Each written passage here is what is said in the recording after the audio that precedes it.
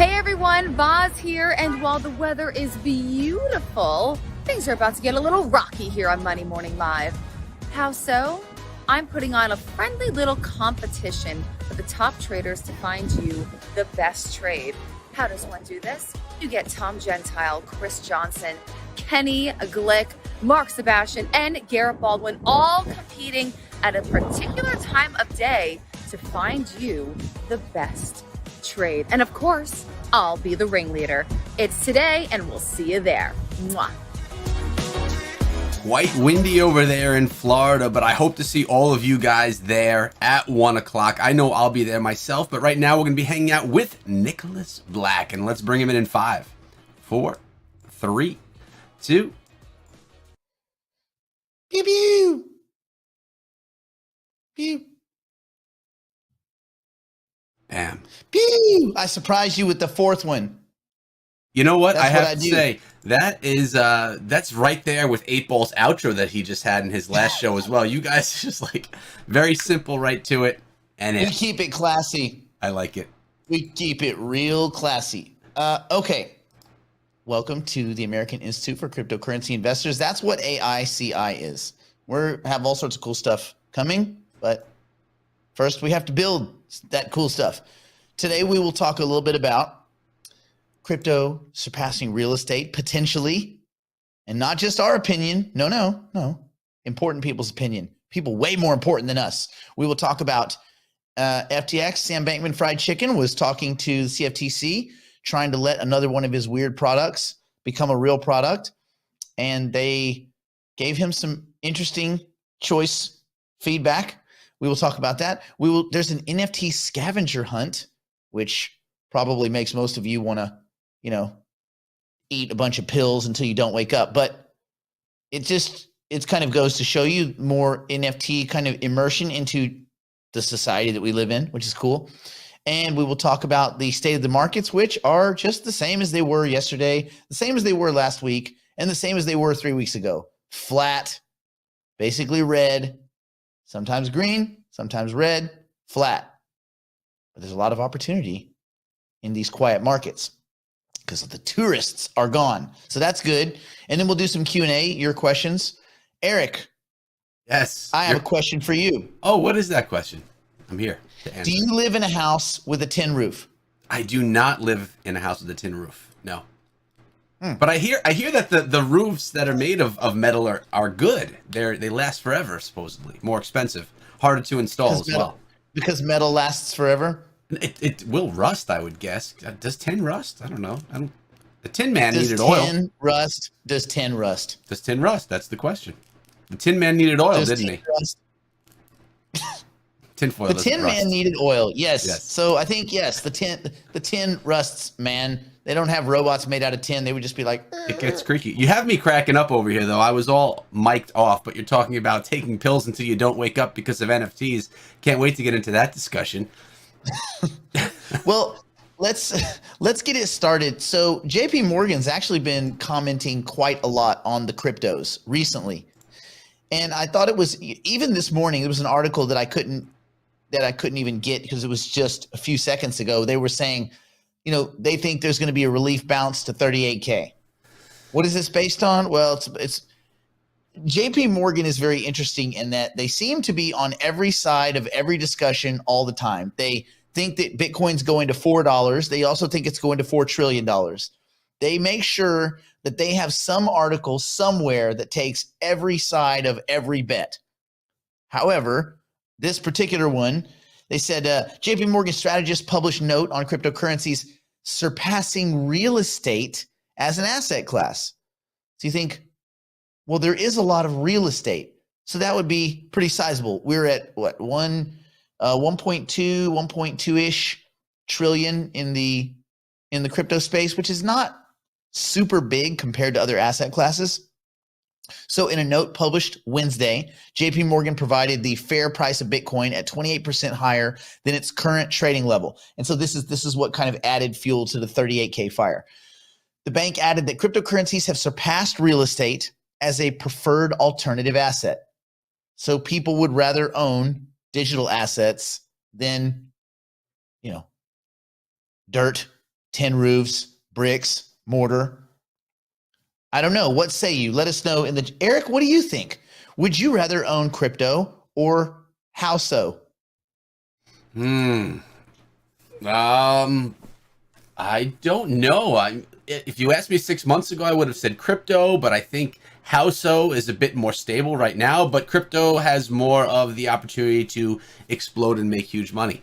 So I think the safer bet would probably be housing right now, but the one that has more opportunity for, a chance of big explosions would be crypto. What do you think? Do you think housing is that the rise in housing prices makes sense right now though? I mean, they have in many markets, the price of houses because of a little bit of weird, not super real competition. This is a sidebar. We're gonna have a sidebar. Okay, go. You guys understand that banks right now are not. No, get back, Eric. You're part of the sidebar. I'm still here. I didn't really go anywhere. I'm here. I mean, you're America's greatest dad, are you not? I am. Thank you. Okay. Well, as the greatest dad, you represent greatest dads. All right. Yes. So you know that banks have a lot of pre-foreclosure houses on their balance sheet. Mm-hmm.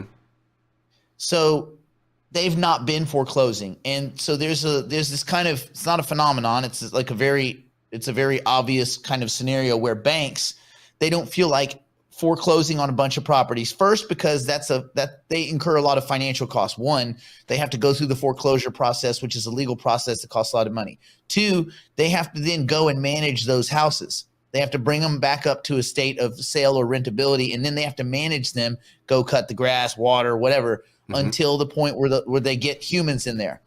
So they've been doing this little game where they have been not foreclosing. They've been modifying and remodifying these zombie loans.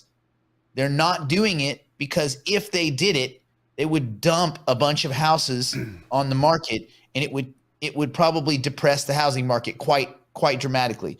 So this housing market is completely manufactured. It's no more. It's the same thing with diamonds. There's box cars full of diamonds that never get. Now, knowing that, with that as a backdrop, knowing banks are artificially manipulating the housing supply by not foreclosing, now crypto or houso. So I guess you didn't like my first answer, so you manipulated me into thinking. I did not like it. No. So with that being said, and you would assume that at some point in time there are going to be these foreclosures being dumped in the market, which is going to make it go down. So I would say that crypto does have even better of a chance. I'm not sure that they do foreclose these houses ever. I'll tell you one thing, Nick. Well, I just sold and bought a house, and now I'm feeling maybe I made a big mistake. It's too late now, though. I completely went against all your advice and. Well, no, selling a house, great. Buying a house, stupid. That's why they kind of balance themselves out, right? So maybe you're America's mediocre dad. No, I'm a great dad, mediocre home buyer. Milk toast. Really? Do your kids live in a home? Yes, and it's not the home that you bought. Not a shack in the woods. No. Yes. The house with a tin roof. Yes. Right. Yeah. Okay. America's milk toast dad. Oh gosh, I don't even know what that means. All right. The bank strategist noted that 38,000 was a fair price for Bitcoin, well over the trading level of 29,722 of Wednesday morning. Au contraire, we are currently at 29,359. So things kind of melted down last night a little bit, and then they kind of quasi-melted back up. No one knows what the heck's going on. But the note from JPMorgan strategists outlined their expectations going forward. Eric, don't we have some of these notes? Yeah, well, these notes are what we have on the screen right now, I believe. Why don't you read some of these notes, my friend? Okay. America's milquetoast dad. You know what I have to do? I modified these notes here, Nick, so that I would not be on them because I thought you were going to read them. But check this out, man. We can just hey, I'm back. What? Yes, that was on the fly. Yes, you did. Yes, you did. All right, so here are some of the notes. The past month's crypto correction looks more like capitulation relative to last January, February, and going forward, we see upside for Bitcoin and crypto markets more generally. All quotes right there. Shall I read through all three of these, Nick, or do you want to comment? Get through these three, and then we'll just button it up. Okay, I like that. The second one, we thus replace real estate with digital assets as our preferred alternative asset class, along with hedge funds. Okay, this is all sounding nice. And the biggest challenge for Bitcoin going forward is its volatility and the boom and bust cycles that hinder further institution adoption, the strategist wrote in the note. So this strategist, this particular one, Nikolaus, wow, they really, as a Nick, they really blinged that out. And it's not Nick, it's Nikolaus. So you're not a Nikolaus, you're just a Nick. I'm just Emperor, High Ruler. Nick. Yes, Nick. That's I like all. Nick Just better. Emperor. When people go to shake my hand, I just extend it. Kiss the ring. the hand. Kiss the ring. I need to get a ring. I'm gonna get one of those candy rings so that when people have to kiss it, they're like, it tastes like cherries. So Nikolaus Panagudzinzu calculated Bitcoin's fair value level against its volatility around 4 times as volatile as gold, giving it the estimate of 38,000. Now, on a purely, volatilistic scale, I think that's probably the wrong way to calculate. I mean, listen, you can find any metric and you can calculate things anyway. I think the price of Bitcoin is the price of Bitcoin. Call me crazy, but I think if the price of Bitcoin is 29,388, then the price of Bitcoin is 29,388. The value, well, that's a whole different argument, and we don't know. Now they value it between, and this is a big between 38,000 and their long-term target increased from 146,000 to a theoretical target of 150,000. So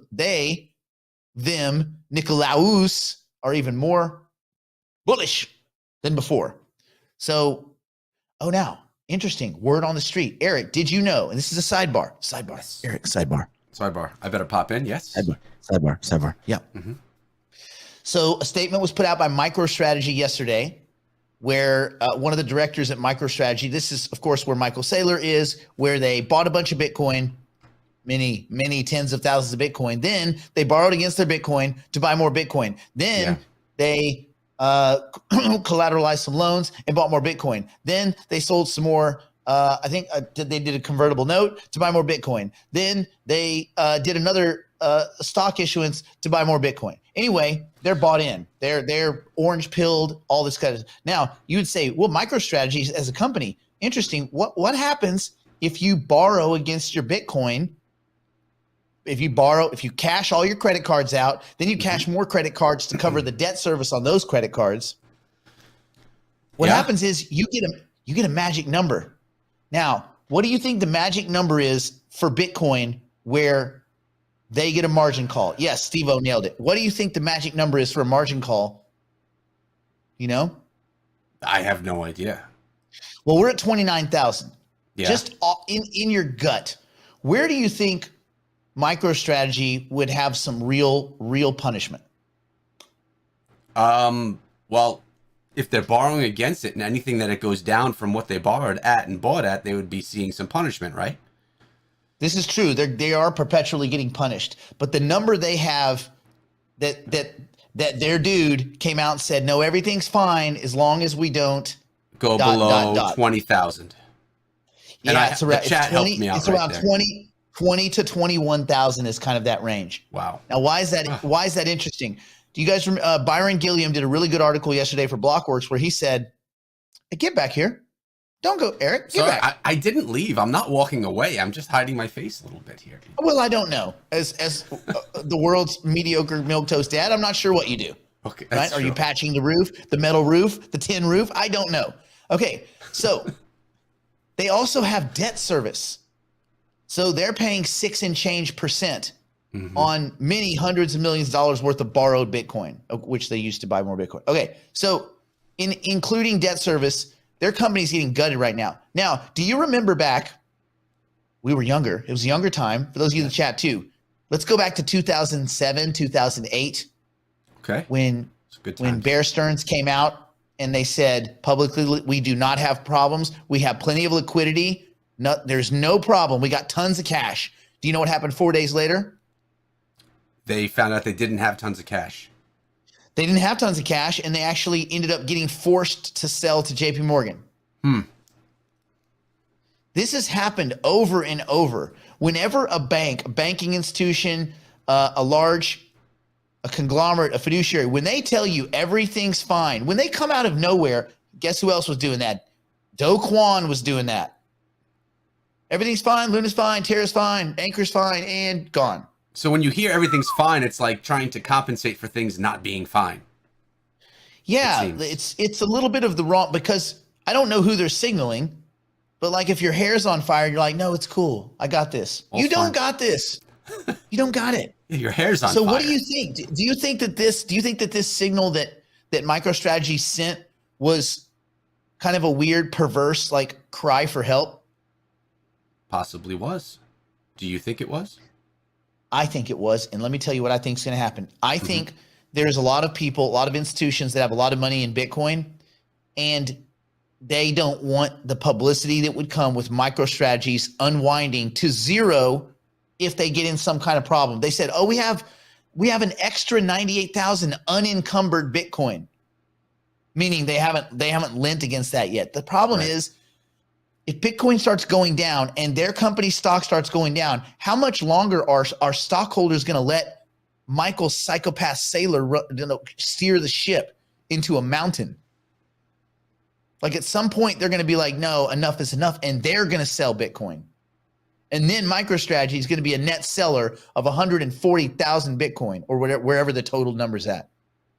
Now that would not be good for the Bitcoin.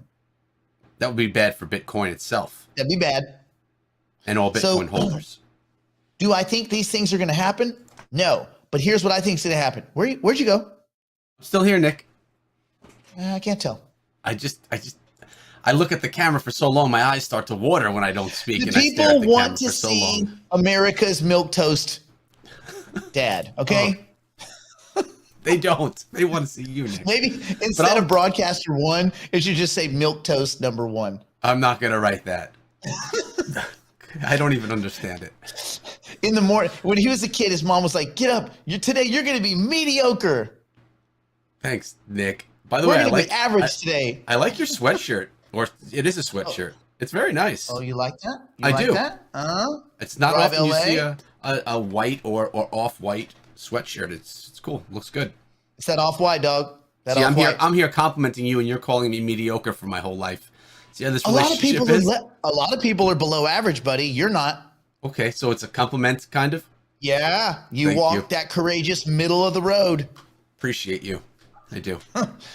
So what I think is, this was a way for MicroStrategy to send out a signal that they're in trouble. And I think a lot of big institutions have a lot to lose if MicroStrategy loses. Plus, just the whole orange-pilled Bitcoin community ideologues.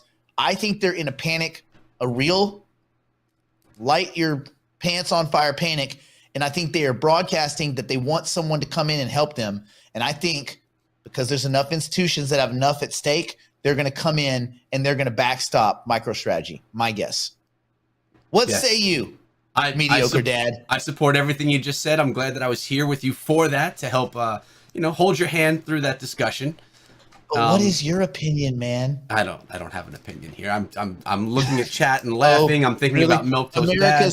America's milquetoast dad has no opinion. I guess that's exactly what I should have expected. This mediocre guy is multitasking, multiple chats, multiple buttons that I have to push, and do it while on camera, smiling at the camera. This is a difficult position. So I will go with your opinion as I value it. So thank you. What's your temperature? Lukewarm. What other temperature would milquetoast be? Exactly.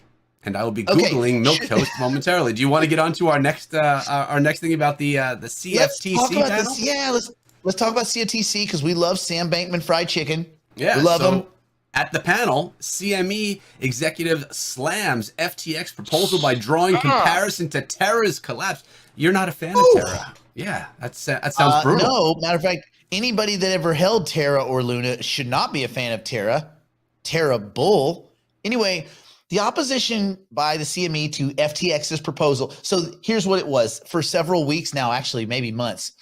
They are trying to work their way into margin disintermediation.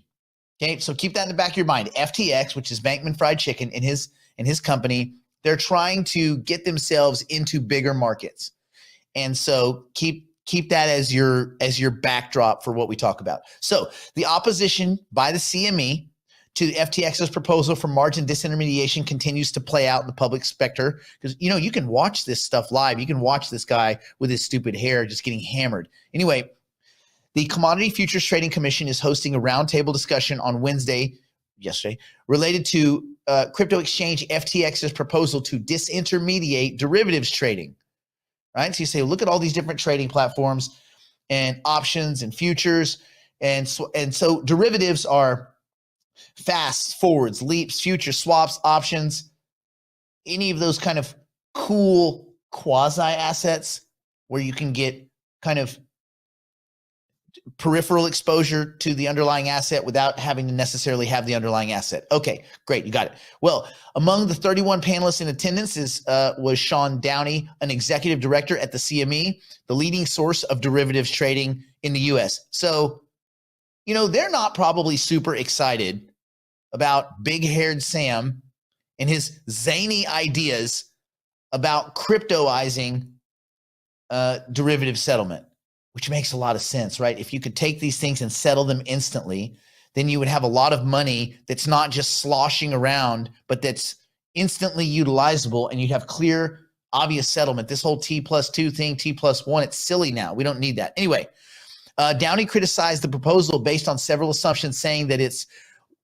one is essentially that an algorithm can replace capital. Now, on that, I would agree that algorithms can't replace currency units. We're just not there yet.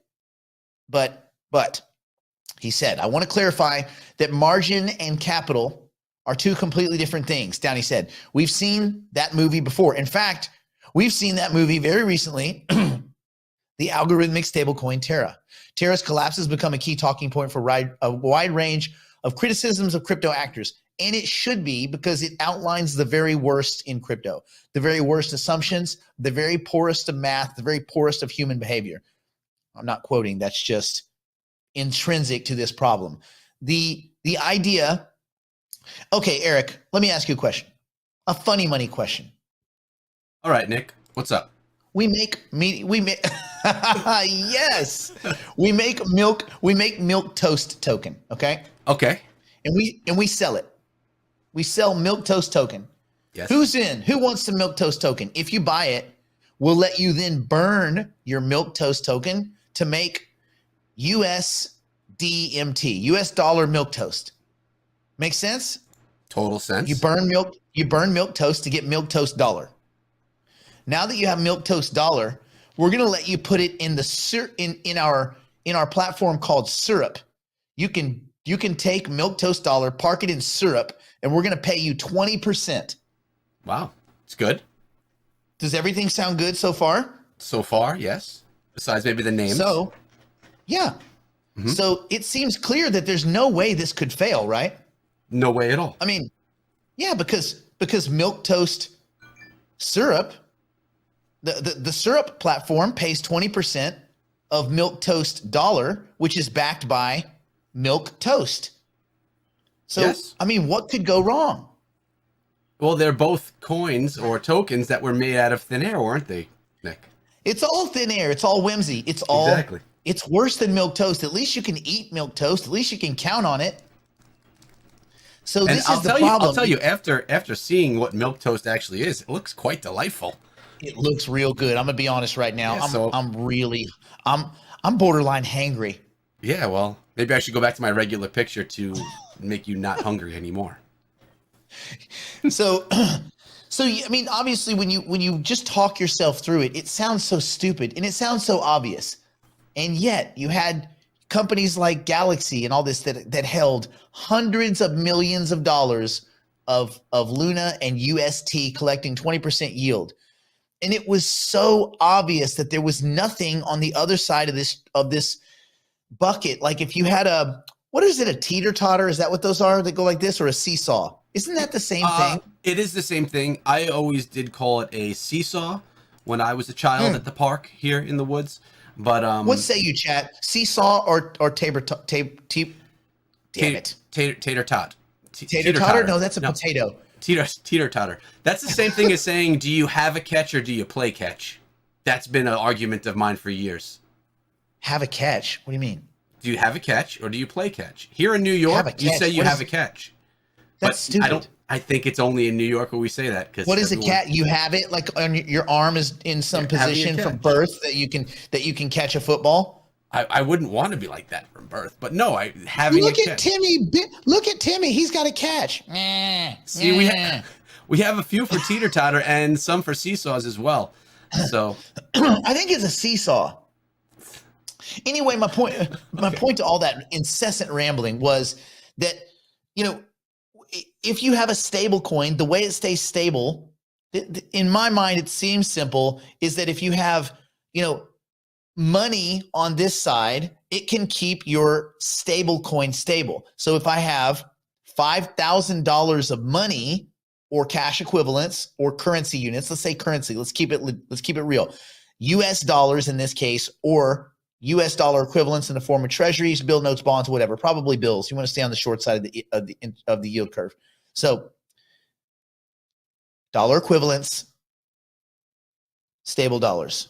That's really the only way you get there. I just don't see any other way because what happens is this side becomes, this is dollars kind of, and this is just funny money. And then if anyone sells the dollars or the funny money, the whole GD thing collapses to zero. So this guy's not wrong at the CME. Now he may have a simple kind of a very basic approach to looking at this, but he's not wrong. So, and just to kind of summarize this up, Terra's collapse, while it's a talking point, points out a lot of the not so great features in the crypto space, but most of those are human creatures, human problems. They are greed, avarice, hubris, and I would say supreme douchebaggery. All right. If you've been on Twitter, ever, you see there's just a supreme amount of douchebaggery. And if anybody with math criticizes any of these guys, then they come after you, they cuss you out. You don't know anything, you're stupid. When you see that kind of behavior from competent fiduciaries, then you start to go, I think I'm going to back off, bro. Anyway, 2 weeks ago, CME CEO unloaded on FTX as well during a hearing before the Congressional Committee. As the largest derivatives market by dollar value in the U.S., the CME is the most notable market incumbent to defend futures commissions merchants. So the primary intermediary that FTX's proposal would potentially threaten. So these guys are not even frenemies. They're straight up battling. They're going to war. If FTX does this, and again, I don't think FTX is the right entity to do this. I don't think they have the brain collective to get this done correctly. I think most of the good quality brains are on other projects. However, they would be battling directly with the CME. I would be much more comfortable, honestly, if Coinbase was doing this. I just don't think FTX, which still nobody uses FTX. I can't be any more clear about that. It's like Sam and his 4 friends. No one uses it. So it's cool that he's trying to get up there and battle. They're just not the right ones to release this product. They're just not. Anyway, in his own remarks today, Sam Bankman-Fried Chicken, the CEO of FTX, downplayed the radical nature of the current proposal. He said, the core feature of it, I would say, is that the risk model, and the collateral are all at the central party. Well, okay, man. But it's a bridge too far. It's a bridge too far. So I think the way you work your way in is iterative little changes. You know what? You milk toast your way in, and there you go. All right. So good luck, Sam. Good luck. I don't expect we'll be seeing any competitors to the CME coming out of FTX anytime soon. Should we talk some Netflix, death, love, robot stuff? Wish you would, as you would say. Wish you would. Known you for too long, Nick. So we have Netflix show Love, Death, and Robots unveils NFT scavenger hunt for U.S. viewers. And this is what you said was going to make us pop pills and do bad things. So I want to hear what you have to say about it, because I didn't see this. I don't know what's going on. So there's a Netflix animated series called Love, Death, and Robots, which a lot of people really like. And they revealed QR codes that let watchers mint NFTs. The feature is only available in the US, although I guess you could watch replays. But anyway, to users with OpenSea accounts with a MetaMask or Coinbase wallet. Love, Death, and Robots, an animated Netflix show, has just found a new way to interact with its audience through non-fungible tokens. So there are 9 QR codes embedded both across the show's social media accounts as well as the show's episodes. Watchers can use their phones. They can scan the QR code for access to the NFT, which will appear in their OpenSea account. The feature is only available in the US, and you can set up a MetaMask, although you can set up a VPN. As long as you can see it and you can set up a MetaMask account, you can get these. Or if you have a Coinbase account, you can also do it. Has anybody, by the way, in the chat tried this? I'm curious if anybody's done this yet. It's kind of neat. So it's kind of fun, right? I mean, maybe you're not watching the show, you're just scanning things. So anyway, users get the only thing you have to pay the gas fees, which are not nothing, but it is kind of interesting, right? So according to the show's OpenSea account, the NFT floor price currently sits around $6. Since the show's release on Netflix, there's been $36,000 worth of trading volume, which is nothing, with just under 27,000 unique NFT owners. Let me tell you what to do. I have not done it. What I'm going to do is, since it's $6 each and there's 9 of them, I'm just probably going to go buy them. I'm probably going to go buy all 9 so that I have all 9. I'm not going to sit there and click my phone 9 times. I'm just going to buy all 9 and have them. What do you think, Eric? Is this something you would go? Would you milk toast your way in to these? You wouldn't be aping your way in, but would you milk toast your way into Love, Death, and Robots? Maybe. I don't know, Nick. NFTs have been crazy lately, but I will also say that that gas fees have been very low lately as well. So you mentioned how gas fees can beat you up. I mean, if there's any time to get into anything with worry of gas, now is not the time to worry, because minimal. Now, let me tell you, did you see that the, I think it's this, the punks, the crypto, no, I didn't see that. Their floor got cut in half last week. Really? Yeah. People think, we're rich. No, you're not rich. Not when the last sale comes in and the price is cut in half. It's like any asset, the crypto market is pretty illiquid. The NFT market is incredibly illiquid. Agreed. I mean, there's just nothing there. And so when the buyers become the sellers, look out below. As you say, you should really love the art if you're going to be getting into it, right, Nick? Yeah. Now, why I do, even Sarah mentions that that there's an NFT scavenger hunt coming up. This stuff is kind of cool. It's kind of interesting. It is thought-provoking to see the ways that we might interact with content. I think that's going to get much more intense and immersive when Apple releases their glasses that are coming out. That's going to be a big deal. I'm curious to see if Microsoft completely scraps their HoloLens project or if they continue to push forward with it. I can't imagine them just completely exiting, but that's something. A lot of these companies have versions of glasses. I know that Oculus has a new Quest Pro coming out. I don't know when, but that's probably pretty soon. And that's going to have a lot more functionality. They've optimized it to do all sorts of cool stuff. So the wearable tech is coming, and with wearable and this kind of AR, VR, this kind of interactive world that would appear in front of you, that does open the door for a lot more of this kind of interactive, content where you're part of the content, so to speak, a little bit more. And maybe then NFTs become more interesting. But again, I don't know how. I do think that NFTs become very interesting as we transition all the paper stuff into digital stuff. And that just kind of makes sense, right? But I'm not so sure that I that I particularly care about some moment in time. Now, what you might see is you're watching a show and in the future you see a cool jacket and you click on it and you get, a coupon, an NFT coupon served to you that you can immediately use in some marketplace and actually own the jacket or the clothing. Sometimes you'll watch a show and you see some cool stuff, like cool shoes, like, oh, those are dope kicks. I like those Adidas, right? I'm going to get those. And you're like, where can I find them? You go on first. Well, here's the trick. I know you know this trick, Eric.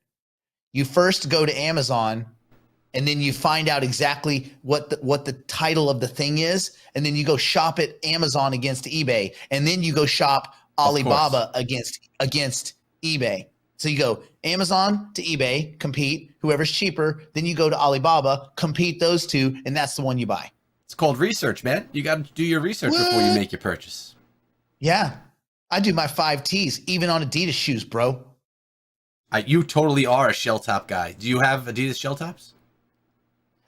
Do I? I got 2 new pairs last week. I got one with the blue over white, where it's like blue, white, blue, white, blue, white. So hard to get. And I got the other ones, which are embroidered, the spirit ones. They're stitching, bro. Stitching, colored stitching. I love stitching.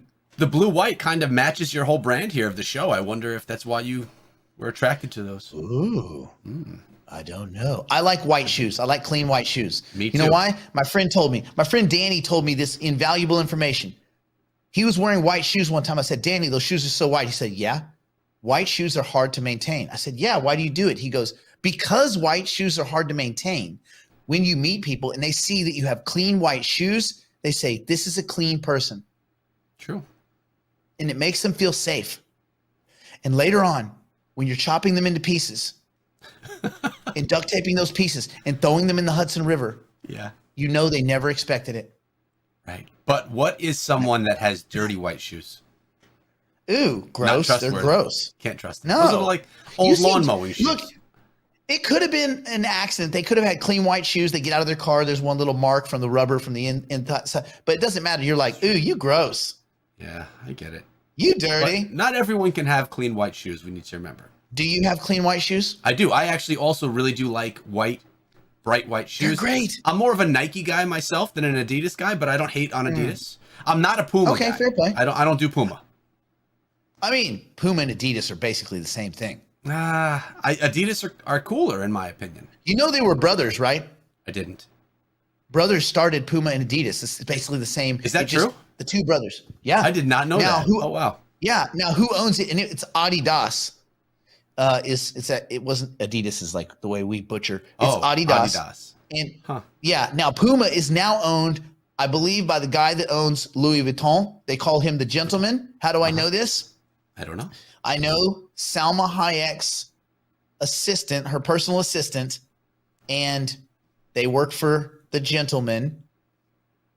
And that's what you're called. You're called the gentleman when you're A, married to Salma Hayek, and B, have own Puma and Louis Vuitton.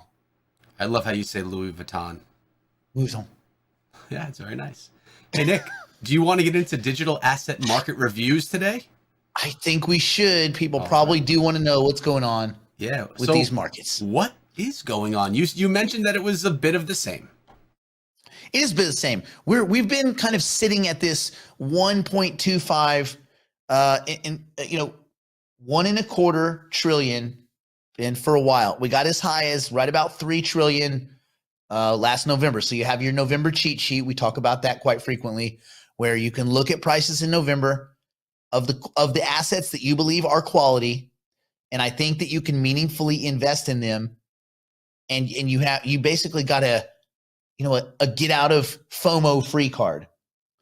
So what you do now in these markets is very likely going to determine what the next 2 or 3 years look like for you. And I know everybody's waiting for the next shoe to drop. Shoe, the next white shoe. Everybody's waiting for someone else to buy in.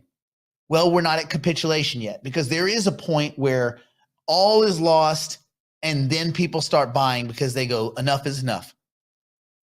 I think we're close. I would not call the bottom, but I do think it's safe to be investing in these levels. I know I am. Eric, what's the last thing you bought and when did you buy it? Oh, it's been a while, Nick. What?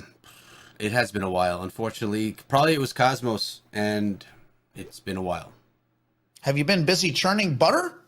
I haven't Is been that what churning you're doing? butter. Churning butter for your milk toast? No, but I haven't bought in a while. Yeah, I haven't. So I did. Here's what my last purchases were. I bought Tuesday. Yeah, Tuesday. I bought near. No. I bought near last week while I was in Chicago. This week I bought Matic and I bought Algorand. Matic was at about this price. Algorand was 42 cents when. 40 cents when I bought it. So it was only like a few days ago. Well, I'm buying my whole kind of that A-bomb portfolio, right? Algorand, Atom, ADA, Bitcoin, Matic, Near, these kind of what I believe are quality infrastructure assets. I am adding, by the way, for those of you that have Nexo accounts, you can swap into Near, and it's actually a quasi-free transaction in that they give you cash back on the trade.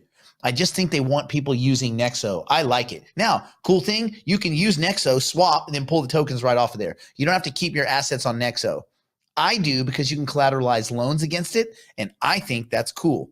However, and yes, so again, that's how I'm doing it. You don't have to do what I'm doing, but you should ask yourself, why does he feel comfortable engaging in the market at this point? It's all red. It's all bad news. Well, there's actually no bad news. There's zero bad news. This is the thing. There is no bad news. There is a lot of market uncertainty. There is a lot of chaos in the world around us. As you guys know, everywhere you look, there's some kind of weird news. We're just being bombarded by craziness right now. We have the backdrop of the Fed. We have the backdrop of fakeflation. We have, other countries printing money and this race to zero and the idea and all this kind of stuff. And also, yes, just 2 weeks ago, we had Terra Luna debacle, hoover up billions, tens of billions of dollars. And that probably put the brakes on some hedge funds and some VCs that would have been reinvesting money that money doesn't exist now to reinvest. So, thank Do Kwon, but also thank all the idiots that bought into the funny money, the theater. If you buy into the theater, well, you get what you get. And so, yeah, there's a lot of overhang of weirdness, and that's what we're seeing. Now, I thought interestingly, NewNet actually popped up from like 2.2 cents to it was like 3.5 cents yesterday. Now it's down 14%, which is easy when you're 3 cents. It's easy to like take a beating. That being said, if it's on the radar, if it's a quality asset, I think it's safe to kind of work your way in. And the easiest way to do it is make a list of what you think is a quality asset and work your way down. Look at the 1 years. That's why I really like Live Coin Watch, because you can set up like a watch list. Look at the 1 years and it will tell you where your discounts are to be had. So if I'm just saying straight discount of quality assets, 24%, yes. 32%, yes. 71.5%, super yes. 60%, yes. But again, I am conflicted about Polkadot right now. I am conflicted. Gone but not forgotten. It is below $10, which is probably in my buying range again. So I do think it's a quality asset. I just think they have a very, very poor communication strategy. Shiba, no, it's dummy coin. Matic, yes, and it's down 72%. It's finally deeply discounted. They have a deal with Instagram. They now have a deal with eBay. This thing probably should be not where it is. I think it is extremely undervalued, so I like it. It's on the list, and it's down 72%.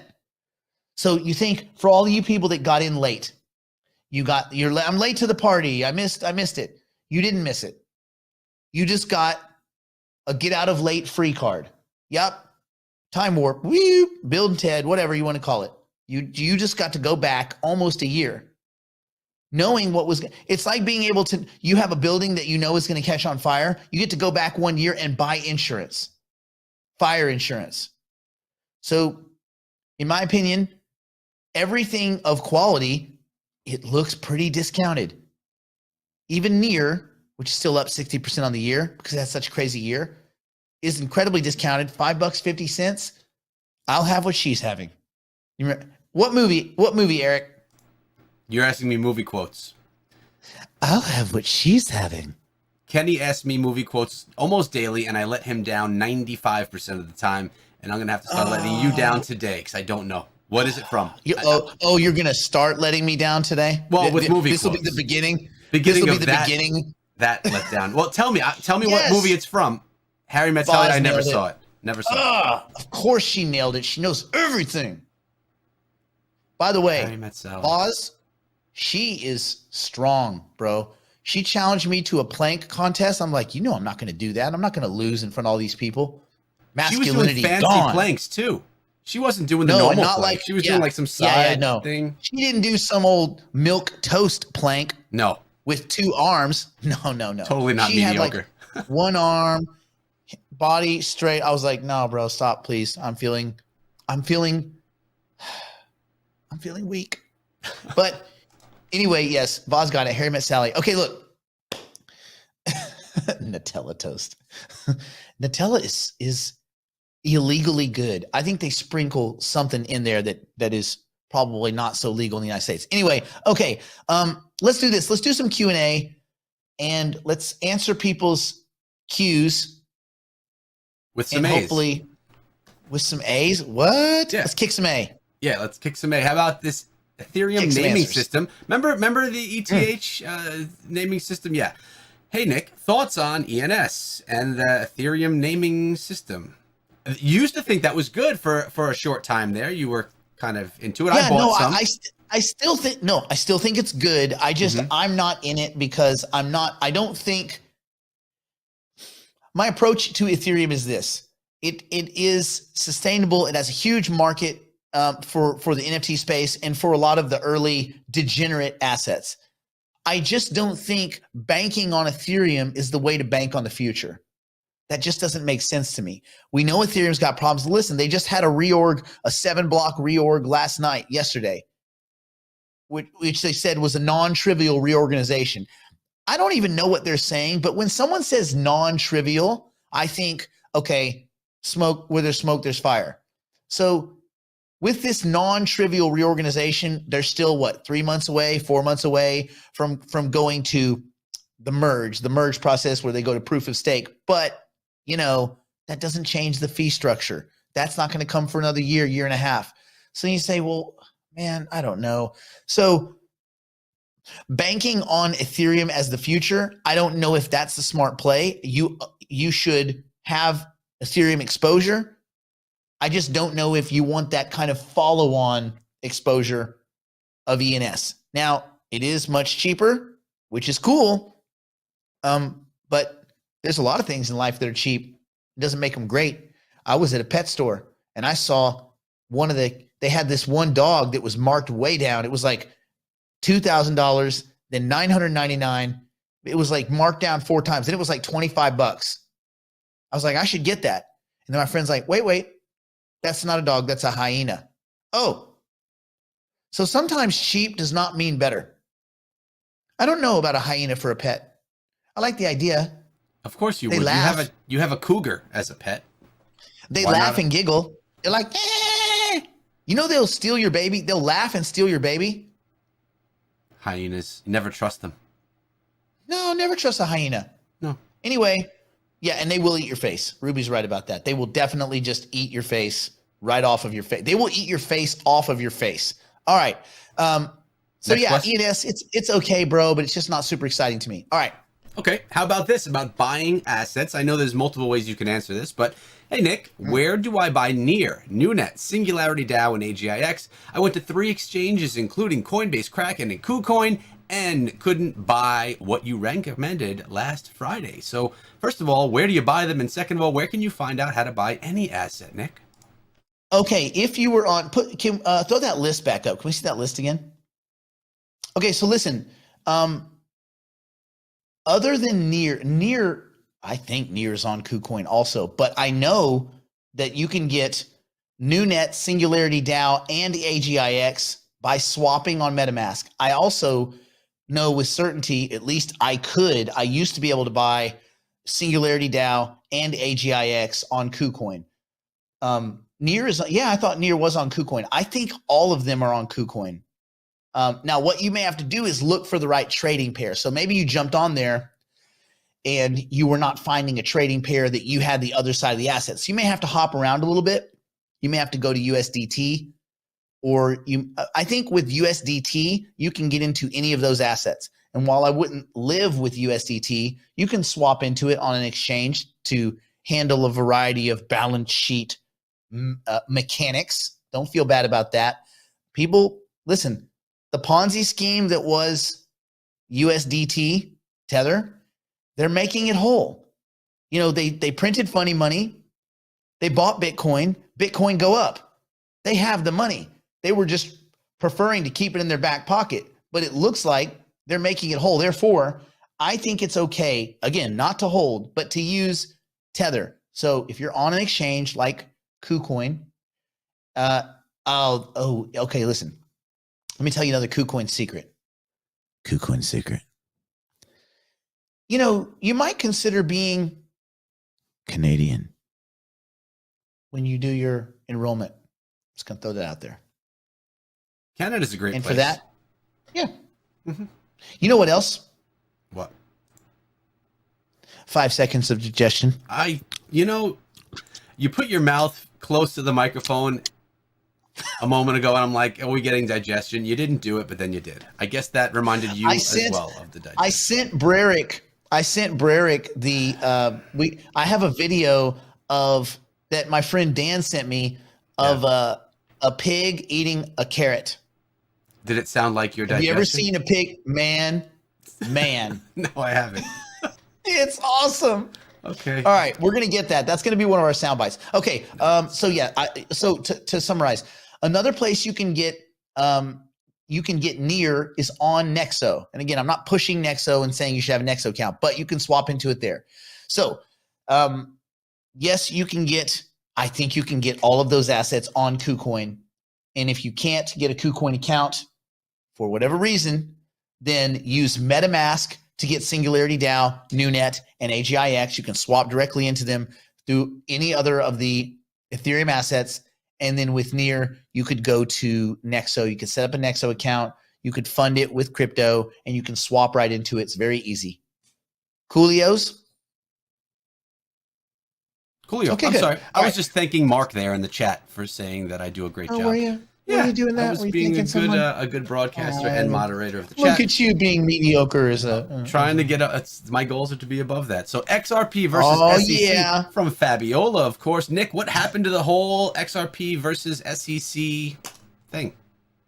Fabiola, that is a fabulous question. They are still mired in SEC bogged downedness. Motions continue to be filed, and they, motions to exclude and all this and suppress and don't suppress and this and that. And Tim was making a statement at a luncheon and doesn't count. And a lot of stuff is going on. Let me tell you how to reduce all of this stuff. XRP, and it isn't XRP versus the SEC, but it is kind of, the better way to explain it is that Ripple, the company, is being sued by the SEC for behavior that looks a lot like selling an unlicensed security. And you'd say, okay, well, whether they've got a case there or not, look at the underlying activity, and it will make you kind of sick to your stomach. So here's what Brad Garlinghouse and Chris Grand Larceny did. They first, with the help of Jen McCaleb, by the way, they never approached the investors at Ripple. They just did this. They spun the coin up. They just made it up out of thin air. They then gave themselves 19.5 billion of the 100 billion total XRP. Those three guys. They gave themselves 19.5 billion tokens. Those three dudes. Then Brad and Chris got caught selling to market makers and institutional investors at as much as a 30% discount to market with no lockups. Then those institutions that bought at a 30% discount, well, what do you think they did? They went and sold, obviously, for their 30% free money. Now, did the money that Brad and Chris collected go to Ripple, the company, as a competent fiduciary might, or as a chairman of the board or board of directors might do? No, it went into their back pockets. That was their personal stash. 20% almost of the entire XRP stash.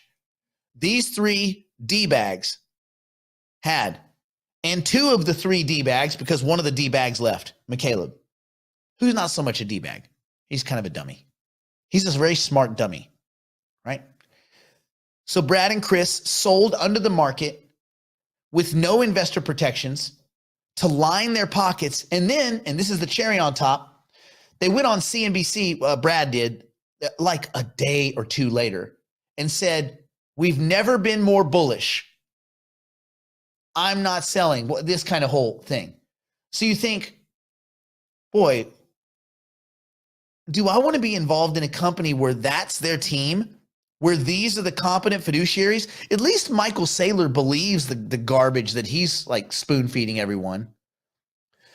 So Ripple's arguments are not that they didn't do those things. They don't argue that Brad and Chris were selling underneath the market to institutional investors at a discount. They don't argue that they were selling and lining their pockets. They don't argue that these guys then lied about it on media and social media. They just say that, it's not a crime. Yeah, but everything you did is scammy. Yeah, but it's not a crime. We weren't selling an unlicensed security, to which the SEC said, au contraire. And hence the case. So forever, everyone's been saying this case is going to be thrown out. It's going to be, no, man. XRP, the token, unfortunately, and all of those investors, which, to be fair, the IQ of the average XRP investor has grown lower due to the fact that competent investors have decided to exit the project. They've exited holding the token because you don't, if your uncle's going to jail, you don't give him a loan, right? He's going to jail forever. So, a lot of the more intellectual investors have probably exited owning material positions in XRP, and what's left are a rather unsavory crowd. Some people are just sunk costs. They lost a lot of money, and it is what it is, and they're still stuck in the position. When will this thing end? I don't know. It's been quite a while. And the problem is, with a case like this, they could drag this thing on into perpetuity. And in the next bullish momentum, in the next up market, they will still continue to miss it. They missed the last up market. XRP just went nowhere while all these other tokens moved. It's likely they'll miss this one. The other side of it is, forget the case, forget the thieves that work there, because there are some decent individuals that work there. It's not just the crooks. It's just the crooks are the ones we remember. But other than the crooks and the thieves, the decent people that work there are working on a technology that was probably interesting 4 or 5 years ago, but not really interesting now. You go, ooh, you can use XRP to swap between assets. So anybody can do that on any protocol layer. Guess who else can do it? Ethereum, Cardano, Near, Cosmos, Algorand, Matic, Avalanche. I could keep going. You're like, oh yeah, but XRP is cheap. They're all cheap. So anyway, be careful who you invest with, for, against, and around. Make sure you eat your milk toast, kids. Delicious. Huh? If you have tin roofs, patch those rust holes.